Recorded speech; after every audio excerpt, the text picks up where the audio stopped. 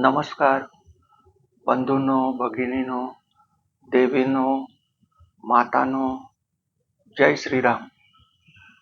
ही जी आजची video clip बनवली आहे ती समाजाचं हित लक्षात घेऊन बनवलेली आहे. समाजातील दुष्ट वाईट गोष्टी संपवण्यासाठी बनवलेली आहे. समाजाचं कल्याण करण्यासाठी बनवलेली आहे. यात कोणताही स्वार्थ नाही. आता मूळ विषयाकडे वळूया.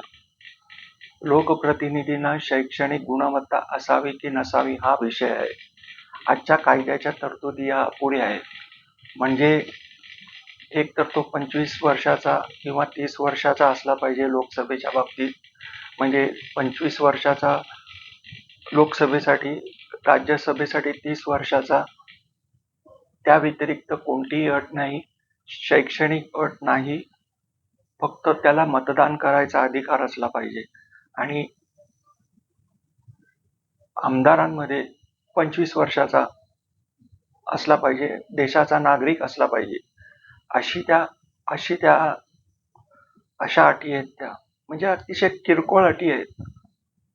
आणि त्याच्यामुळे शैक्षणिक पात्रता नसलेले लोक जर लोकप्रतिनिधी होणार असतील तर देशाचं भवितव्य कठीण आहे. पूर्वीच्या काळी जेव्हा देश स्वतंत्र झाला तेव्हा जिल्हा पातळीवर, तालुका पातळीवरती सुशिक्षित माणूस भेटणं, हायली क्वालिफाईड माणूस भेटणं लोकप्रतिनिधीसाठी हे केवळ अशक्य होतं, अवघडही होतं. म्हणून कदाचित त्यावेळेला शैक्षणिक अटी घातल्या नसाव्यात. परंतु आत्ताच्या काळामध्ये, आता 70 वर्ष झालेली, शैक्षणिक अट, अनुभवाची अट ही घालायलाच पाहिजे असं माझं मत आहे. आता शैक्षणिक अट काय असावी तर माझ्या मते तो किमान डबल ग्रॅज्युएट असला पाहिजे किंवा डॉक्टर, इंजिनियर असला पाहिजे, वकील असला पाहिजे. दुसरी अट अशी आहे की त्याने 15 वर्ष सेवा काल त्याच्या ठिकाणी घालवला पाहिजे. विशेषतः शासकीय संस्थेमध्ये किंवा नामांकित कंपनीत त्याने सेवा काल 15 वर्ष तरी घालवला पाहिजे. त्याच्यावर कोणताही अपराध प्रकरण नसावं. त्याने तिसरी अट म्हणजे त्याने इन्कम टॅक्स भरलेला असावा. त्याने इन्कम टॅक्स भरलेला नसेल तर तो पात्र होणार नाही. 15 वर्ष तरी त्याने इन्कम टॅक्स भरलेला असायला पाहिजे. एवढ्या किमान अटी तरी त्याच्या बाबतीमध्ये व्हायला पाहिजे असं माझं मत आहे. परंतु आत्ताच्या काळामध्ये या अटी नाही. ही गोष्ट अतिशय घातक आहे. कारण आता समाजामध्ये गुन्हेगारी लोकांच्या टोळ्या झालेल्या आहेत आणि त्यांचा संबंध हा राजकीय लोकांशी झालेला आहे. आणि आता गुन्हेगारी टोळ्या बाळगणारेच लोकप्रतिनिधी व्हायला लागलेले. आता ही देशाची चिंतेची बाब आहे. म्हणून अशा परिस्थितीमध्ये आपल्याला हा विचार करायला पाहिजे की शैक्षणिक अट आणि इतर अटी ह्या घातल्याच पाहिजेत. अशा क्षुल्लक अटी घालून लोकप्रतिनिधी म्हणून कसं काय त्याला उमेदवारी मिळते मला हे समजत नाही. जर शासकीय सेवेत शिपायाला सुद्धा शैक्षणिक पात्रतेची अट घातलेली आहे, मग लोकप्रतिनिधीसाठी का नसावी शैक्षणिक पात्रतेची अट? हे न समजणारं कोण आहे. आणि त्यातूनही आता आंतरराष्ट्रीय पातळीवरती तुम्ही जर बघाल तर आता अमेरिका किंवा कॅनडा यांच्या देशामध्ये खलिस्तानी चळवळी होत आहे. आणि तिथे जे खलिस्तानी लोक आहेत त्यांना त्या सरकारचा छुपा पाठिंबा आहे. अशा वेळी आपला देश कधीही गोत्यात येऊ शकतो, त्याला कधीही अडचणीत आणलं जाऊ शकतं. हे खलिस्तानीवादी लोक आणि हे कॅनडा, अमेरिकेतलं सरकार हे भारताला कधीही तोंडघाशी पाडतील याचा नेम नाही. म्हणून आपला लोकप्रतिनिधी हा सुशिक्षित, शिकलेलाच असायला पाहिजे. लोकसभेत असो, विधानसभेत असो, तिथे गुणवत्तेचा निकष असायलाच पाहिजे. आता समजा आपण असं धरून चालू की लोकसभेमध्ये आत्ताच्या पात्रतेनुसार सगळेच अशिक्षित लोक ज्यांची शैक्षणिक पात्रता 4थी नापास आहे असे सगळेच खासदार झाले असं क्षणभर समजू. मग अशा शैक्षणिक पात्रता नसलेल्या लोकांमधूनच पंतप्रधान निवडला जाणार. मग तो काय असणार? तर तो ही चौथी नापास असणार.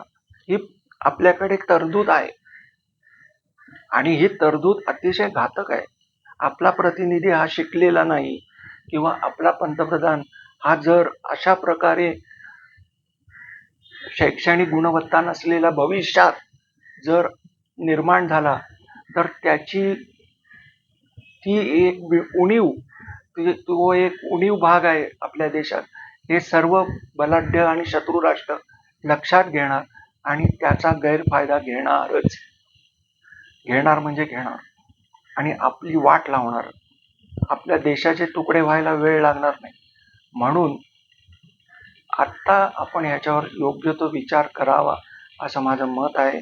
आणि यासाठी तुम्ही मान्यवर लोक जे आहेत, मान्यवर जे नामांकित वकील आहेत, नामांकित प्रतिष्ठित नागरिक आहेत, प्रतिष्ठित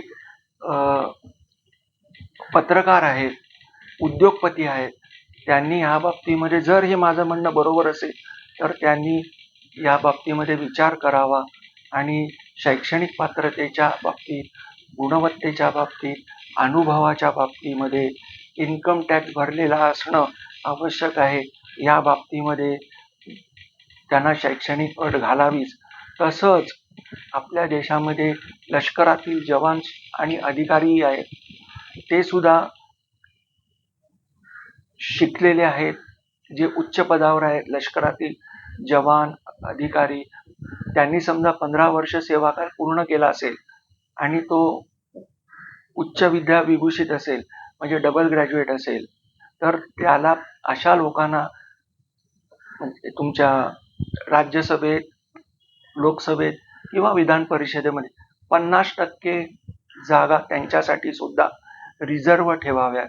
म्हणजे हे जे गँग आहे, गुंडांची गँग आहे किंवा तुकडे तुकडे गँगवाले लोक आहे किंवा जे जेलमधून निवडणूक लढवून निवडणूक जिंकतात, त्याला 50% तरी का होईना आळा बसेल असं माझं मत आहे. म्हणून लोकसभा असो, राज्यसभा असो, विधान परिषद असो, विधानसभा असो, इथे 50% जागा ह्या तुमच्या लष्करातील अधिकाऱ्यांना रिझर्व ठेवाव्यात आणि त्यांची सुद्धा शैक्षणिक पात्रता ही वर नमूद केल्याप्रमाणे डबल ग्रॅज्युएट असावी.